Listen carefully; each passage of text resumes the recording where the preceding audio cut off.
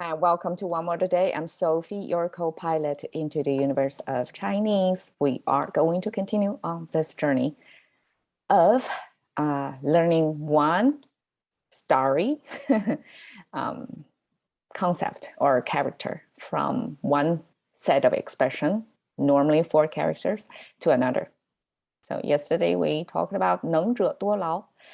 We have this non-capable person from beast, 4-legged, muscular beast image to indicate talented people or people who are capable, who is a powerhouse, right?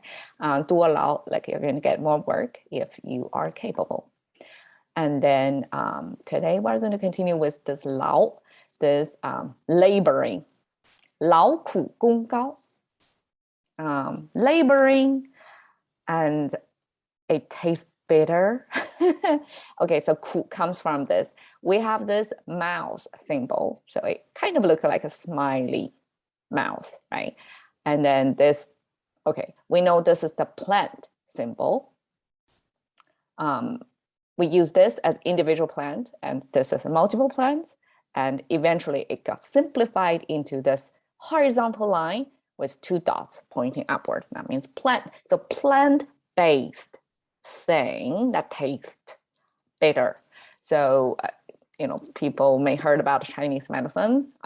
It's very bitter. Most of them are very bitter because it came from plants. And 苦 simply is one of the tastes that's bitter.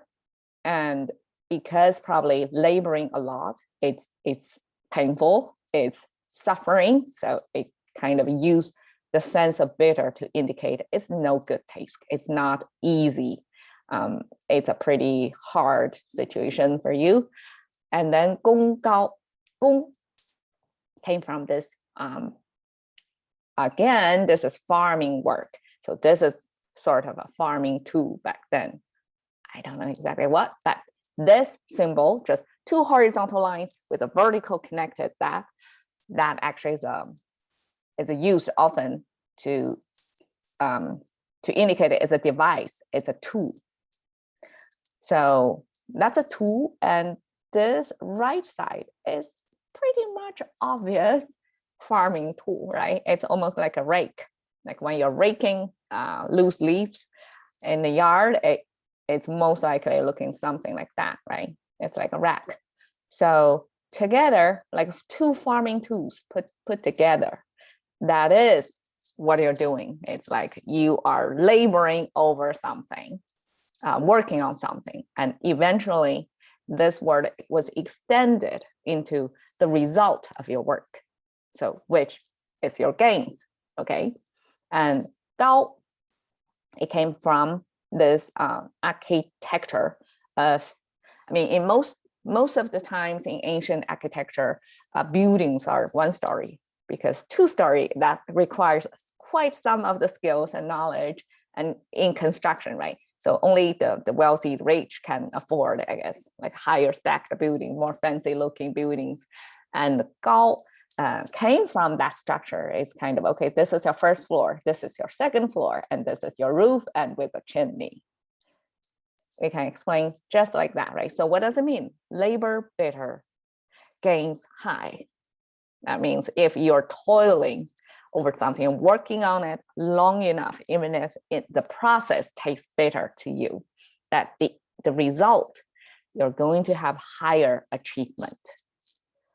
劳苦功高, okay? And it's simply the process, I guess, the process of bitter laboring, higher achievement. I use that English concept is rewarding. So it's rewarding in spite of the process is not so enjoyable for you. Okay, so here I put amazing architecture. I guess it was taken somewhere in Taipei, in Taiwan. And then it's a building that kind of shows, this is like what, 1, 2, 3, 4, 5, 5-story tower thing that got flying roofs. It's really something, quite a sight to see. And this kind of illustrate the concept of gao, that you have the base. The base is always wider than the next story, right? And then it narrows down. That's the, like, I don't know about architecture, but that seems like a reasonable structure, right? That's more stable. You have a smaller as you go higher. So this simply to illustrate the concept of gao. 劳苦功高. Hope you enjoyed the show. Cash into the currency of thinking just one word a day. I'm Sophie. See you another day.